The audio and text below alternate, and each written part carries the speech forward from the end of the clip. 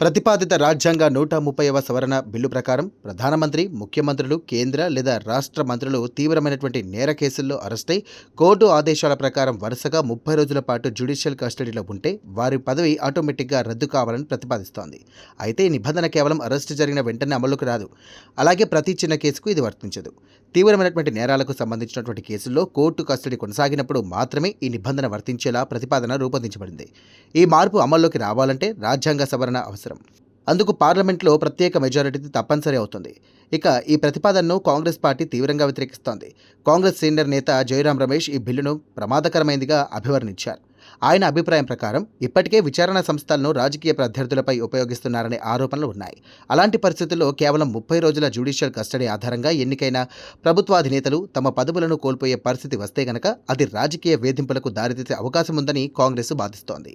కోర్టులో నేరం ఇంకా రుజువు కాకముందే కేవలం కస్టడీ ఆధారంగా పదవి కోల్పోవడం ప్రజాస్వామ్య సూత్రాలకు విరుద్ధమంటూ ప్రతిపక్షం వాదిస్తోంది. అంటే నేరం నిరూపితం కాకముందు రాజకీయ శిక్ష విధించే పరిస్థితి ఏర్పడవచ్చని వారు ఆందోళన వ్యక్తం చేస్తున్నారు. ఈ ప్రతిపాదనకు మద్దతు ఇచ్చేవారు మరో కోణాన్ని ప్రస్తావిస్తున్నారు. దేశంలోని అత్యున్నత పదవుల్లో ఉన్నటువంటి వ్యక్తులు కూడా చట్టం ముందు అందరిలాగే సమానంగా ఉండాలని వారంటున్నారు.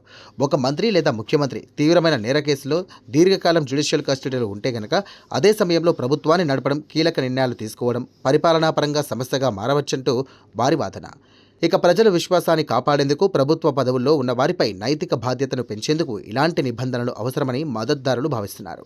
అయితే ఈ అంశంపై న్యాయ నిపుణుల మధ్య కూడా భిన్నాభిప్రాయాలు వ్యక్తమవుతున్నాయి.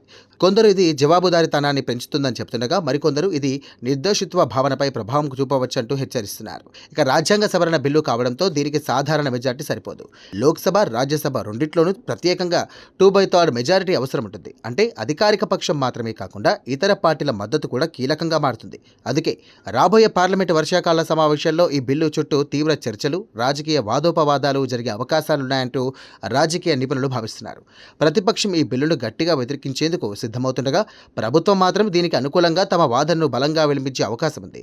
ఇక ఈ చర్చ కేవలం రాజకీయ నాయకుల పదవుల గురించి మాత్రమే కాదు, ప్రజాస్వామ్యంలో ఎన్నికైనటువంటి ప్రతినిధుల హక్కులు, చట్టపరమైనటువంటి జవాబుదారీతనం, అలాగే న్యాయ వ్యవస్థ పాత్ర, విచారణ సంస్థల స్వతంత్రత వంటి అనేక కీలక అంశాలు ఇందులో ఉన్నాయి.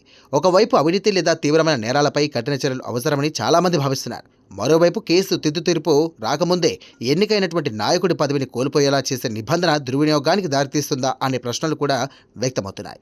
అందుకే ఈ బిల్లు చుట్టూ దేశవ్యాప్తంగా ఆసక్తికరమైన చర్చ కొనసాగుతోంది.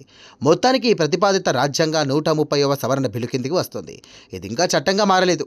దీనిపై పార్లమెంట్లో చర్చ జరగాల్సి ఉంది. ఇక రాబోయే పార్లమెంటు సమావేశాల్లో ఈ అంశం ప్రధాన రాజకీయ చర్చగా మారే అవకాశాలు కనిపిస్తున్నాయి. ఈ ప్రతిపాదన ప్రజాస్వామ్యాన్ని మరింత బలపరుస్తుందా లేక రాజకీయ దుర్వినియోగానికి అవకాశం కల్పిస్తుందా అనేది వేచి చూడాలి.